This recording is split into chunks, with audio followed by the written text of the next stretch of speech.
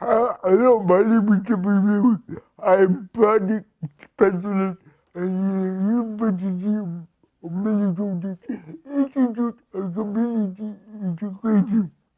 We are partnered with the Minnesota Ely-University to bring a webinar during child making work part of your plan. This is a temper. This is a series of 10 webinars,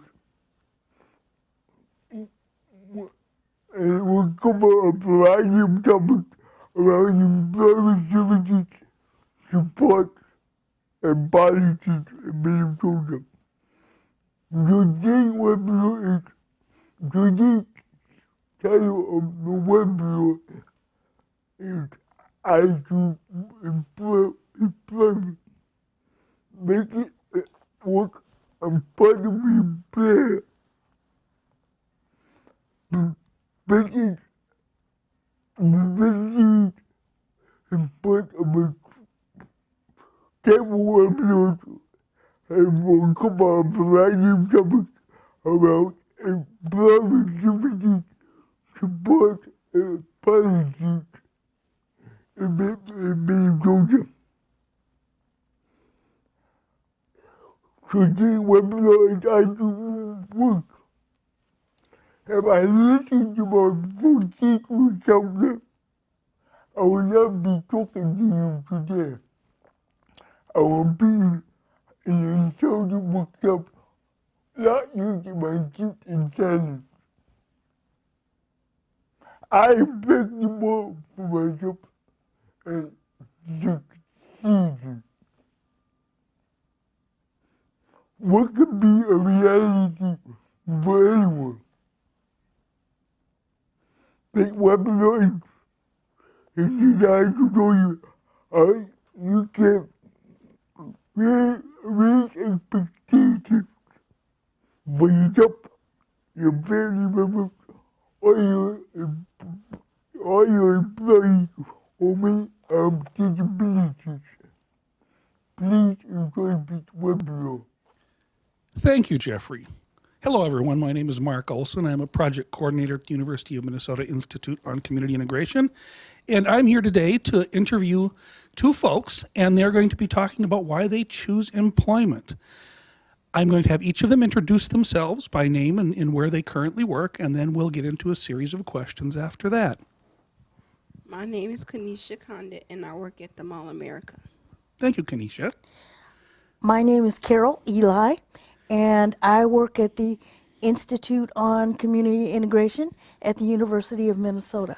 All right, so I'm going to ask you a series of questions that kind of talk about your job, and we'll talk about how you got your job a little bit. We'll talk a little bit also about some of the barriers that you ran into and those things. So let's get started. I'll start by asking Kenisha the first question. Well, we'll do it that way. How did you get to where you are today in working at the Mall of America? Well, I had a job replacement who stepped in and helped me. Job placement person stepped in and helped you. And was there a specific agency that was involved in that with you that was the job placement person's employer? It was through MSS. Through MSS. Okay, great. Thank you. So she helped me. We did the interview online. Okay. Then we went for the interview, and then we went for a second one, and then they said I got the job. So you had to go through a full interview process, 2 interviews, the whole bit, and were able to actually land the job. Good. Well, we'll get more into that in a little bit. I'm going to ask Carol the same question. How did you get to where you are today in your career? David Johnson, who is executive director at the Institute, likes to say that he recruited me. I started my involvement with the U. I was on the Community Advisory Council, and one day David said, well, you're here at the U so often, we should just hire you. So I thought about that on the way home, sent him an email and said, since you said you should just hire me, do you have any job openings?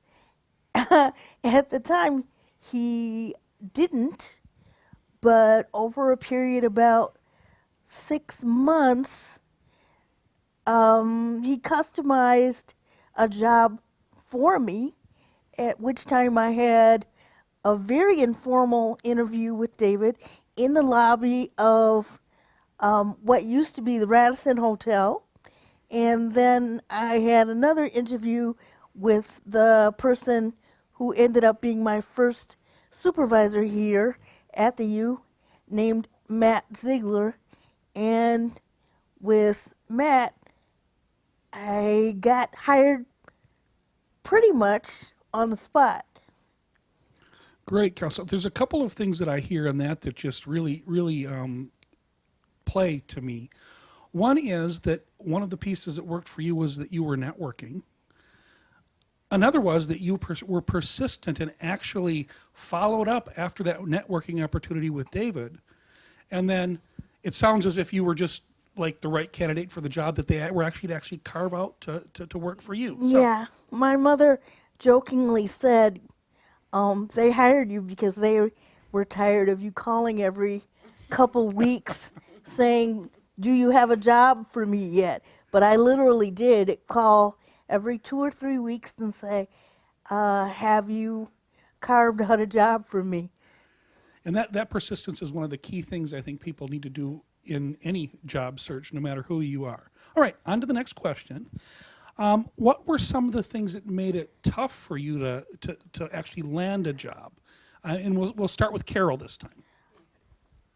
I think, unfortunately, that it's some of the same things that seem to be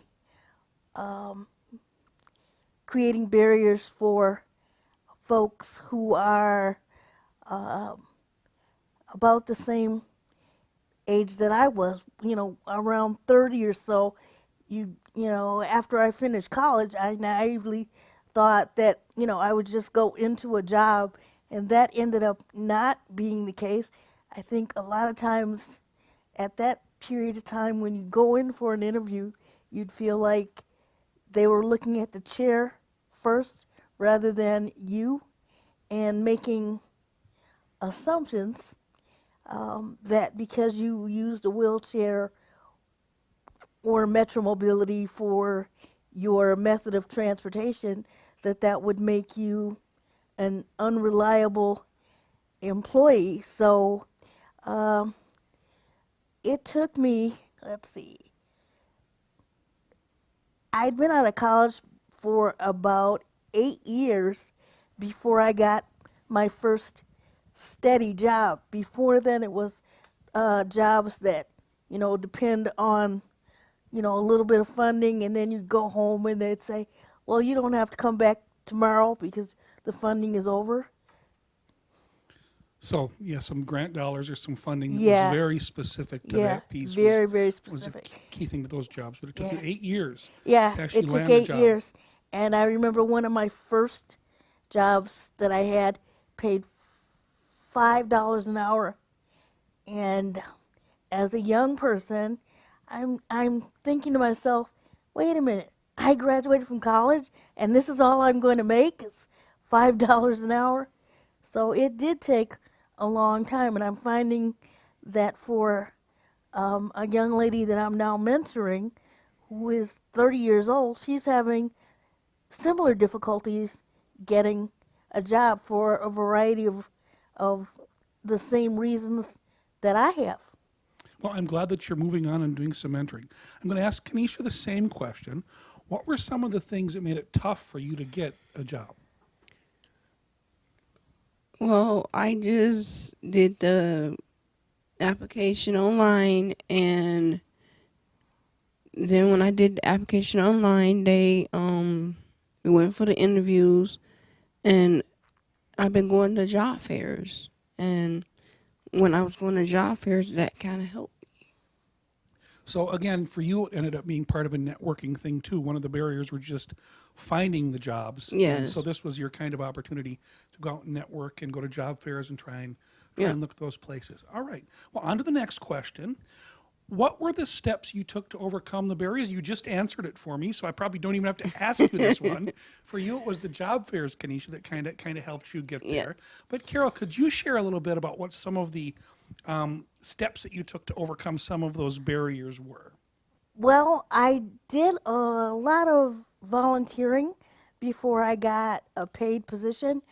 My mother is a social worker, so when we first moved here, she had a 4-year degree in social work, and she worked at Phyllis Wheatley when we first moved back here from Chicago. So I do remember that she sort of pulled a few strings and got me a chance to do some volunteering at Phyllis Wheatley. Their services that they provide the community were pretty much geared toward low-income people of color. So, I felt like, I want something to do, and she felt like that would be a good fit for me. So I got a chance to help people who had difficulty with reading, things like that. So some of the skills you had were able to be garnered into a volunteer position. And again, the networking was a key piece Yeah. here. Your mother also was networking on your behalf. So she obviously has been a very good support and strong support for Yeah. you. All right, on to the next one.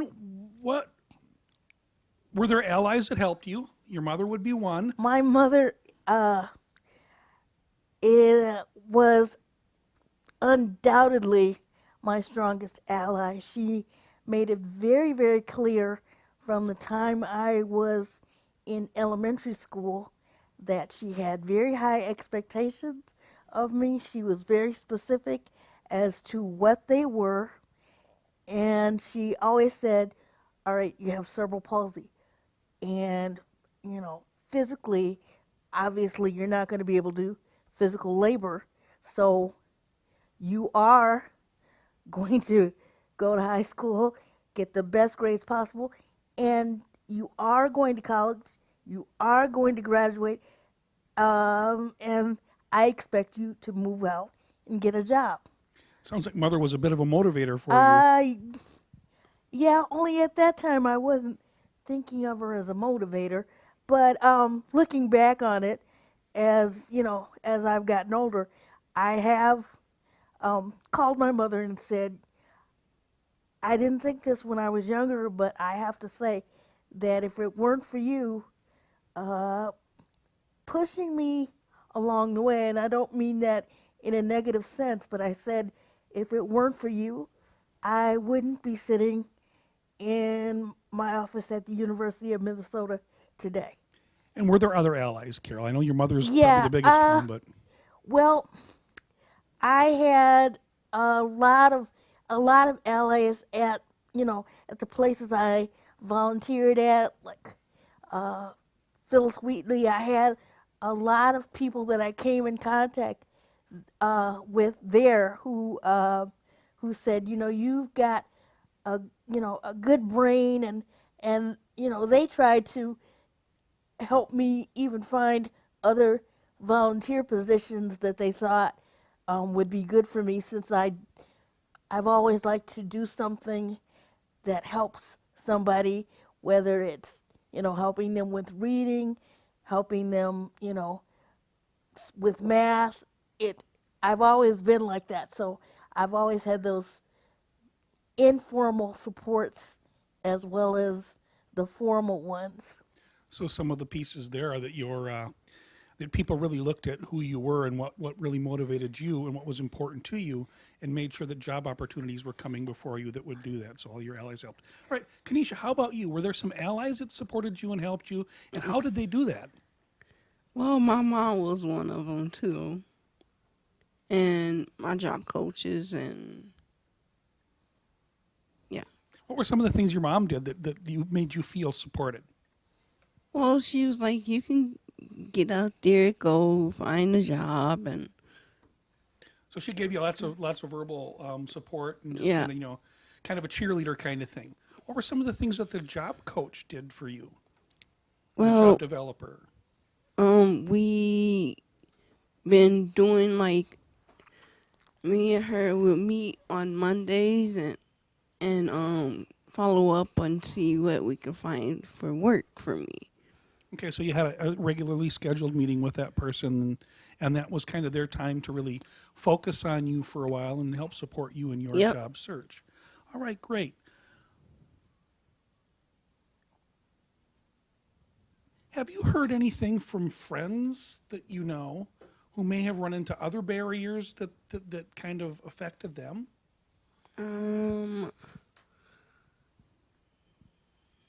No, not recently. Not recently? Okay. One other thing, I want to circle back to the introductions, and one of the things that I had forgot to ask you. You shared that you work at the Mall of America, but one of the pieces that was really important to me is that we, as we developed this webinar series, reached out to a number of different organizations that would help us garner people, get people to come and be a part of them. Who helped you get connected with us? What organization? ACT. ACT, yes, ACT, Advocating Change Together. Yes. Yeah, the folks over there have always been really good allies to both the Institute on Community Integration and to I would people- have to say Patrick did a lot with me. Patrick did a lot with you to help you get this here. So, well, we're glad that ACT Patrick stepped in. and Mary. And Mary, we're glad they stepped in and helped us get you to come join us for this particular webinar. Okay, there are all kinds of myths out there about people with disabilities, right?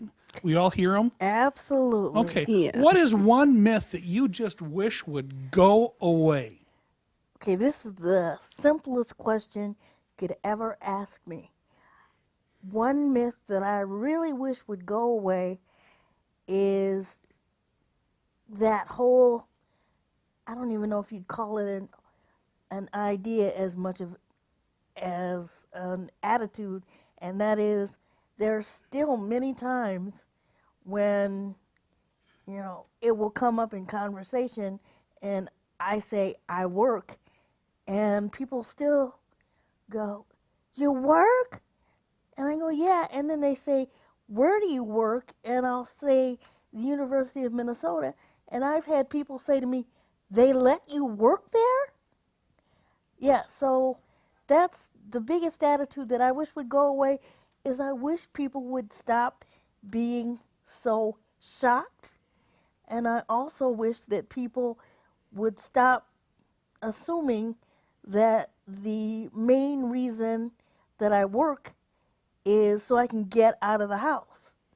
Because I'm quick to say that I work for the same reason everybody else does. I have bills to pay. I don't live at home with my mother, and I'm doing what I do because I'm an adult.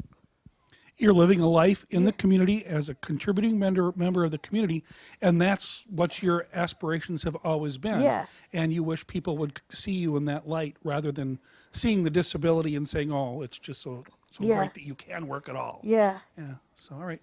Kenisha, have there been any myths and things that you'd just like to see go away? Well, Metro. Oh, you want to talk about metro mobility and transportation? Yes. Another whole big can of worms we could certainly open up. Well, I tell you what, if we have time towards the end of this, let's have a little bit of a discussion about metro mobility itself, because that is probably one of the biggest barriers that people actually have to getting to and from work is transportation.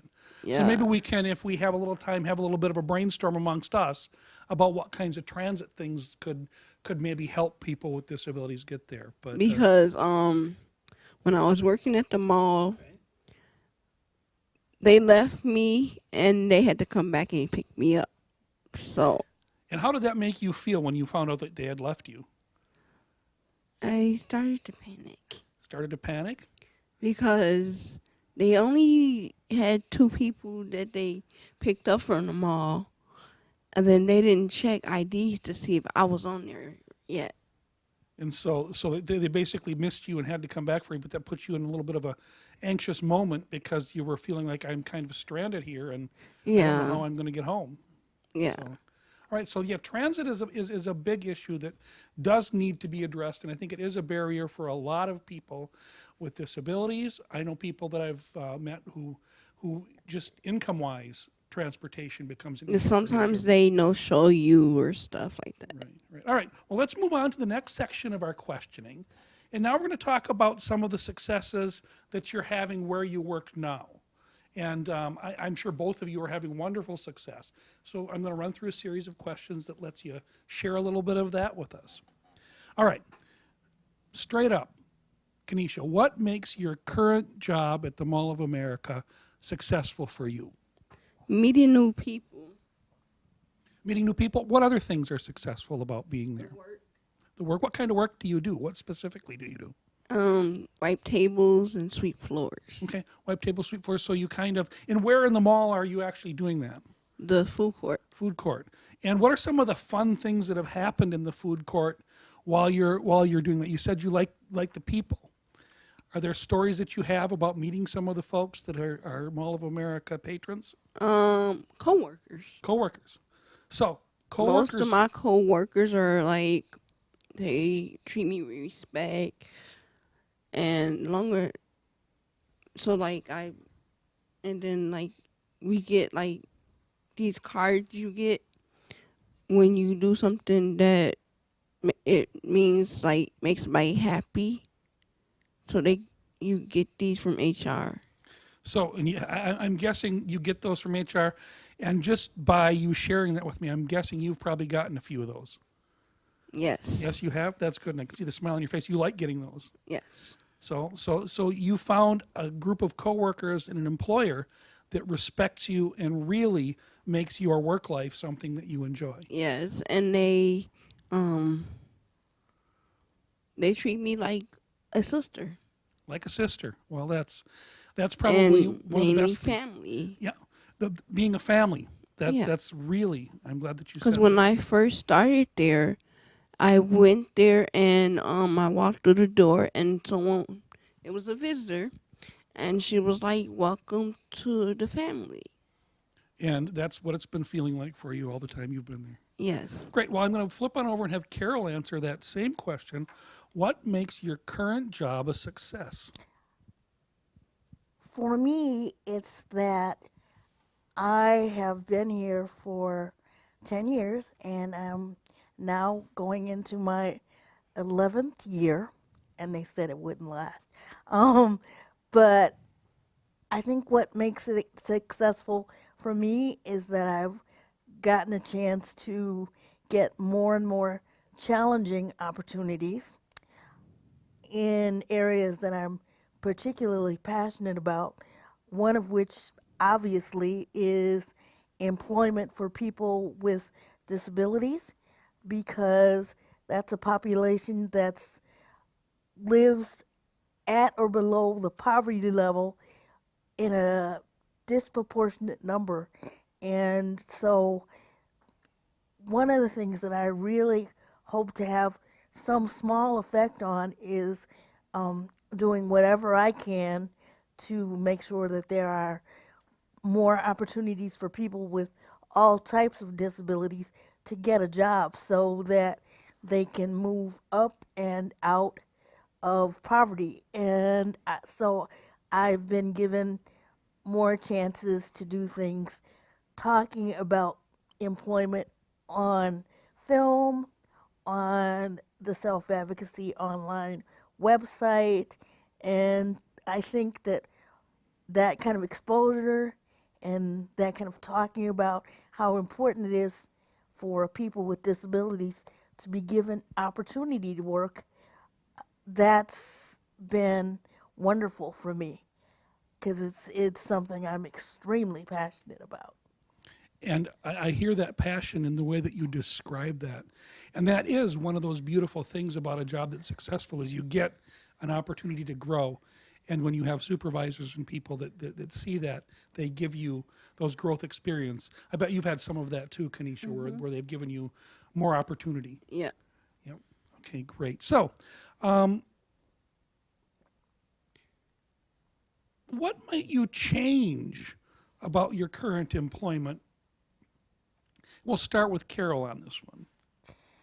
You know, I have to be honest and say that there isn't there isn't much I would change about it, except, things that are not within, the realm of what we can do. There are times when I might wish that a national conference were held here or closer in the Twin Cities other than, just DC or something like that, because that involves having, another person go with me and all of that kind of things. I think that is probably the thing that I find most frustrating, is that there are, national conferences that I would like to go to that mean that I need to, figure out somebody else's schedule, namely my direct support professional. So I think that's probably the most frustrating thing for me. But aside from that, my job in general, at this point, there's nothing I would change because I'm doing exactly what I feel like I'm supposed to be doing. That's great. And I want to follow up a little bit on your discussion about going to national conferences and ask you, have you had opportunity to go to some national conferences? Yes, I did. I went to the Association for University Centers on Developmental and Related Disabilities. Oh, that's a lot. It's the AUCD conference in Washington, D.C. I went to that. I thought it was an extremely good conference, and you got to pick whatever workshops you wanted to go to. Because I am a person of color, I went to workshops that that talked about that kind of thing, because whether we want to talk about it or not, that can be a double barrier. But the thing that I do wish is that, because there were so many different workshops, I wish there had been a place for people to sort of get together and discuss some of the things that they had talked about in the workshop, because there were a couple of workshops where I found myself telling my story, and I got so deeply involved in telling my story. There were actually a couple of times that I cried. And so that emotion probably really helped people realize how important Oh, absolutely. that was to you. Absolutely, yeah. So great. So, all right, I want to ask Kenisha the same question. What might you change about your job that you're currently doing at the Mall of America? Nothing really. Nothing that you want to change? Do you have aspirations for other things? Have you seen other jobs at Mall of America that you kind of go like, you know what? I might like to give that a try one day. Well, guest services. Guest services? Yeah. In guest services, what kinds of things do you see in the guest services area that makes that kind of something you'd like to try maybe? Like working with other coworkers and maybe try the park area. Okay, so you've got a couple of pieces within that would make good sense for you. All right. All right, we talked a little bit earlier about the fact that you both have some people that have been supportive of you. Each of you spoke in turn about different folks in your life that supported you. I'm going to ask you right now to share a little story about a specific support that helped you. So was there one specific person or one specific support that happened that really kind of jump-started your employment and job work? And I'm going to have Carol start. Well, I have been working for 25 years straight, which is unfortunately relatively rare for people with disabilities. And because I'm curious about statistics to some degree, um, I put in some information into the computer in terms of my ethnicity, my level of education, and those kinds of things. And for the state of Minnesota, I came up with there's less than 1% of persons of color with visible disabilities that use wheelchair and went to college and have a job. I find that very disconcerting, but I think every job that I've had, including the one where I started by making $5 an hour, every job was, just a little bit step up, a little bit more money. Um, so I think, looking back on it, like I said, every job I've taken has led me to another job where I've had more chance to gain more skills. Before I started working, I had no computer skills whatsoever. So I literally started working at a job, and that job was that was my first what I call real job because it was continuous. When I started that job, and that was 1990, I didn't even know how to turn on a computer. So, I learned computer skills it was like on the job training. Do you have anybody currently in your current role, and it might be a group of people, it may be one person in particular, that really, really supports you? Um, First and foremost, my supervisor, Joe, is the most supportive individual that I could ask for in terms of a supervisor, in that he gives me more and more opportunities to expand my role, has been very understanding about, some other physical challenges that I have aside from the cerebral palsy, like arthritis and stuff, and has helped me kind of work around that. Um, so I would say probably first and foremost Joe, and then working in 204 has been very supportive also, because that's given me, more of a chance to work on things that I didn't even know I wanted to work on, like the self-advocacy online um, website and those kind of things. And besides, the people in 204 have a very interesting sense of humor. So there's never a day where, aside from working, where you don't have at least a couple of really good laughs. So an environment that has a little humor in it kind of is a Absolutely. helpful thing for you. And Absolutely. having a really strong, supportive supervisor has been something that's made your life successful in your current position at the university. Kenisha, do you have some people that really, really show you a lot of support in your job? And how do they do that?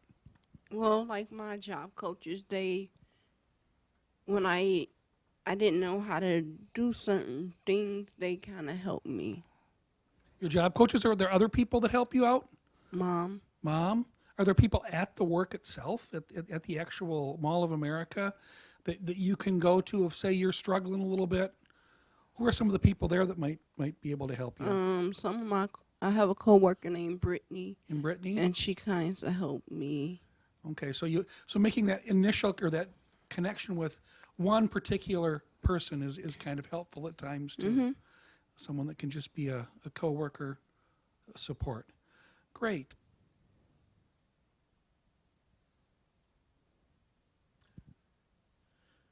Can I share something else? You can certainly share something else. I was on the news I don't remember when it was, in the newspaper.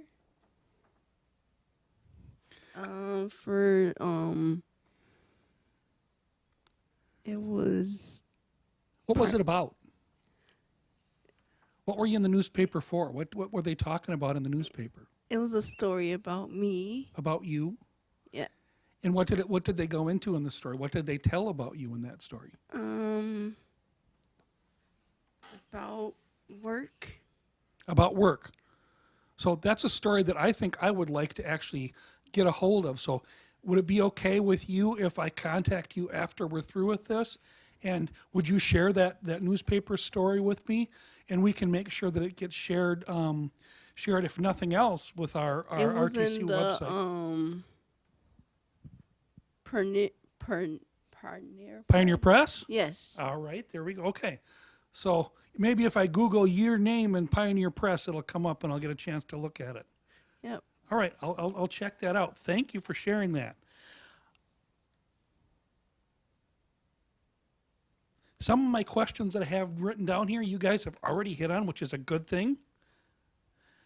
How does your experience, here's one that kind of takes it and goes a little bit up, a little higher level. Okay. How does your experience inform us about expectations of people with disabilities?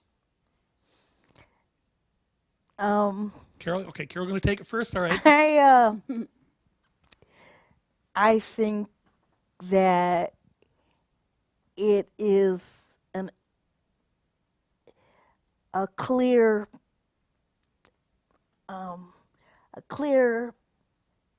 view that people with various kinds of disabilities can work given the opportunity to explore their interests, whether that be,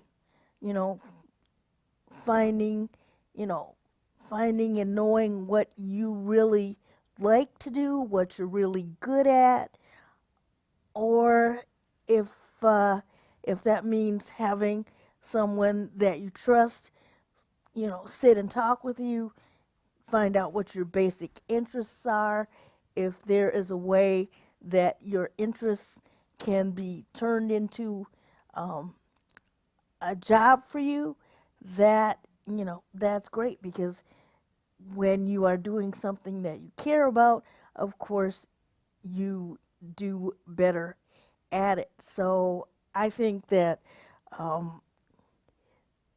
the expectations, generally speaking, for people with all kinds of disabilities is still pretty low.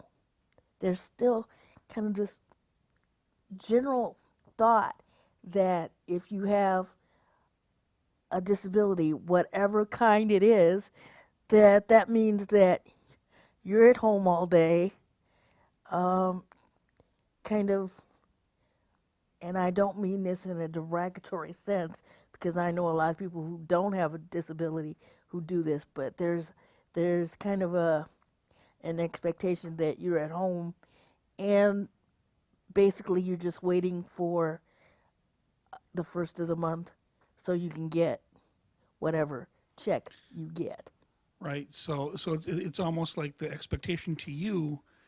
You feel that society almost looks at people with disabilities and then says, well, you can just sit at home and wait for that check, as opposed to really getting out there and being a contributing member of community, which is something that you and Kenisha both are showing. Kenisha, how about you? How does your experience inform us about the expectations on people with disabilities? Well, when I was in high school, there were people who would tell me that I wasn't going to graduate. And did you graduate? Yes. All right, that's wonderful. So you kind of told them right there, didn't you? What other things are there that are experiences that you've had that kind of show that expectations can be more than what Carol was talking about society sometimes thinking of? Well, like at the mall, sometimes it could be you can get lost or you can get confused. Mm-hmm. Sometimes I do get frustrated sometimes, right. And I'll just have to take a deep breath and so you've learned some skills that will help you get through those anxious moments. Yes. And have been able to do that beyond graduating from high school. You've actually gotten a job and have raised expectations in that sense. And doing resumes and resumes and those types of things. I'm curious, Kenisha, you've had that experience. Have you shared that experience with anybody else? Like, have you kind of mentored any friends or anything like that? Told them how they can do it because you did it? No. No? Would that be something that might interest you? Yes. All right. Well, I think that's a good thing. We'll have to share with ACT that might be one of your, what I call superpowers, that you could actually be helping others to actually make that leap themselves. So great. Thank you, Kenisha. All right. Welcome. The next question I had actually was going to be on how high or low we thought expectations were for people with disabilities in the workforce today. Carol kind of answered that. Kenisha, do you think it's that the expectations are too high or too low, or just about right? Just about right. Just about right? And why do you think that it's just about right? Well, I reach all my goals, so Okay. So for you, it's just about right. yeah. But I think as Carol was talking to earlier, But it that can be more. there could be more though, right? There's Yeah. room for growth. Yeah. Okay. And as Carol was talking about earlier, that societal expectations maybe aren't quite as high as they could be. All right, if we're going to make, and this is where I know that both of you are probably going to have a little fun. If we're going to make society that much better for everybody to work, and especially people with disabilities, what are some suggestions that you guys would have to make it happen? I know one of them is going to be improving what, Kenisha? Your goal? What was the thing that you told me was one of your biggest barriers? Oh, mental mobility. Yeah, so transportation would be a big piece for us to kind of to key on, and is something that could help, giving people really good transportation options. Carol, do you have some ideas of some things that would be needed, suggestions that would make us move in the right direction? I know that when I first got out of college, and I don't know how much this has changed, but I know that my experience was when I went to voc rehab, that the idea was, just take a job, any job, and, then my job as your voc rehab counselor is over. So I think that one of the things that would help is if you're getting help from a vocational rehabilitation counselor or a job coach or whatever, that there needs to be more emphasis on finding out who you are as a person, tapping into your particular interests and skills. I'm a big proponent of customized employment because I think that gives you a better chance of succeeding because you're working off of your skills, and then hopefully along the way, as people see what your skills are, then you'll get more opportunities, maybe a chance to move ahead a little bit. I don't mean to be capitalistic, but make a little bit more money. That's not capitalistic. That's just life.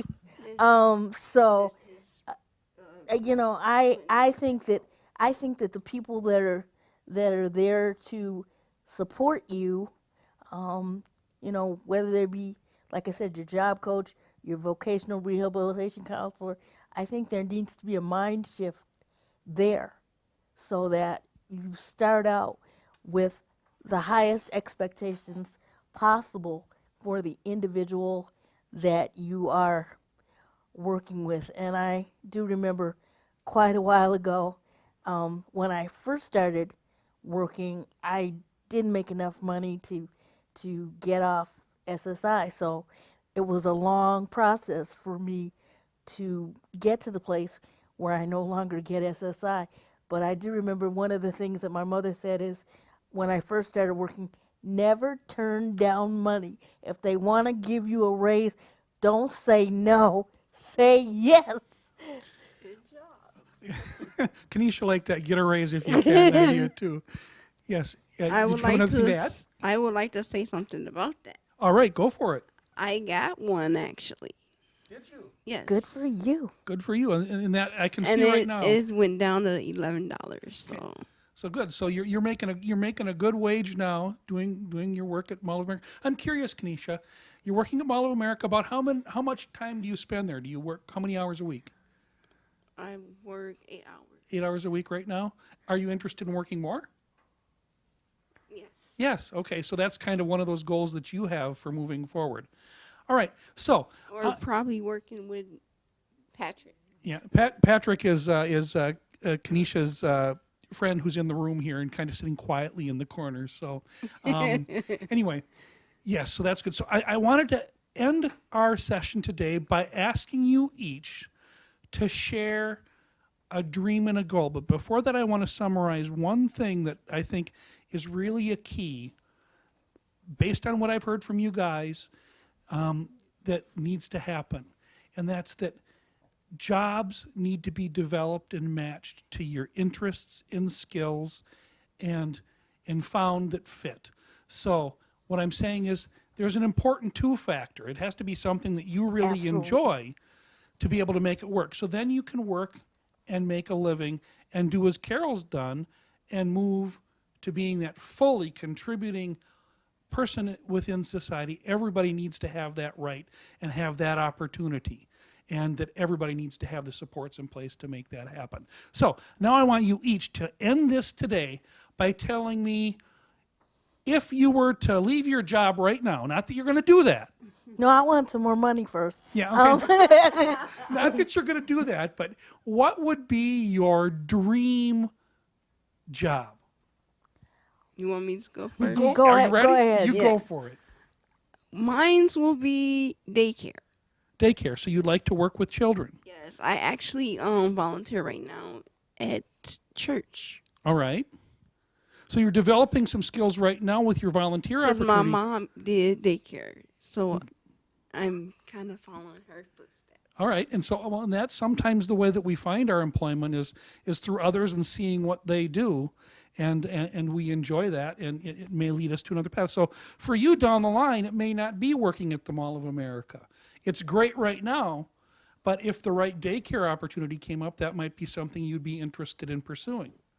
All right, Carol, probably a little tougher for you. You're kind of entrenched in the university it's- system right now. Yeah, I never thought I'd become entrenched in the university, but I am. But my dream, honestly, is to do whatever I can, and I don't know how that looks, but my overall goal is not only to help increase the number of job opportunities for people with various types of disabilities, but at the heart of that for me is to have what opportunities I can find to specifically help people of color. And I always specify that when I talk about people of color, I'm talking about not just African Americans, but Latinas, Native Americans, all of that. The level of employment for people of color with disabilities is even lower than the overall number of people with disabilities who are employed. So my goal at the heart of it is to be at as many tables as I can where we strategize about how to help more people of color not only get a job, but if they choose to, get a job that allows them to work their way off of SSI, which is what working at the University of Minnesota did for me, and that was one of my goals. Great. Well, I'd like to thank you both for taking the time to be with us today and to share your stories. It's inspiring to me that everybody should be able to have a job, and that the two of you are very wonderful examples of the fact that people with disabilities are contributing members of society, and that society needs to shift its way to seeing that all the time. So again, thank you. And I'd like to thank the folks that are viewing our webinar for taking the time to be with us. And hopefully you'll be viewing some of the others in our series. Thank you. Thank you.